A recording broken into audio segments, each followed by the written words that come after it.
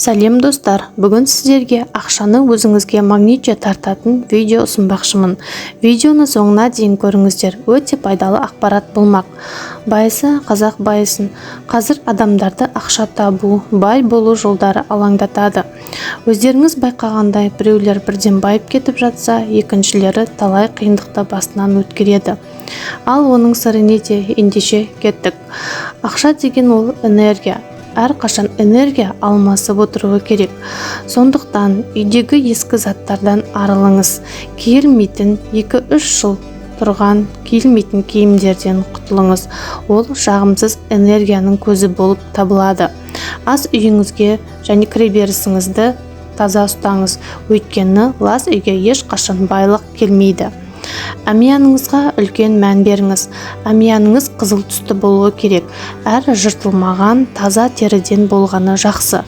Ақшаны әмиянда ұстаңыз. Әмиянға артық ештеңе салмаңыз. Тек ақша мен банк карталары болсын. Сурет, хат, чек салудың керегі жоқ.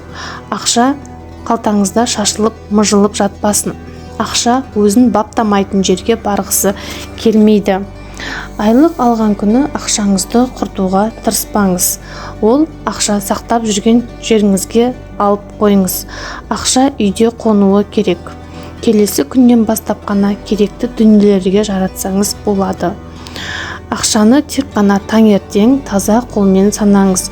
Күн батқаннан кейін ақша санауға болмайды.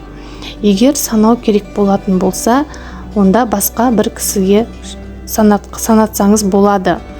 Бай адамнан үлкен купюра алып үйіңізге сақтап қойыңыз. Бұл байлық шақыратын бірден-бір ырым тиымдардың бірі болып табылады.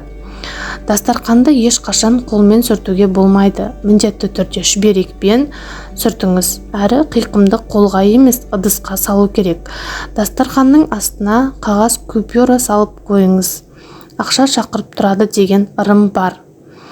Егер де үйіңізде бос шыны ыдыс болатын болса, мысалы алып қарайтын болсақ, банка, жәшіктер және тағы басқа, оны бос қалдырмауға тырысыңыз. Оның ішіне міндетті түрде дәнді дақылдар немесе тиындар салып қойсаңыз болады. Көбірек қайырымдылық жасауға тырысыңыз. Көмек көрсетіңіз, адамдарға қол ұшын созыңыз.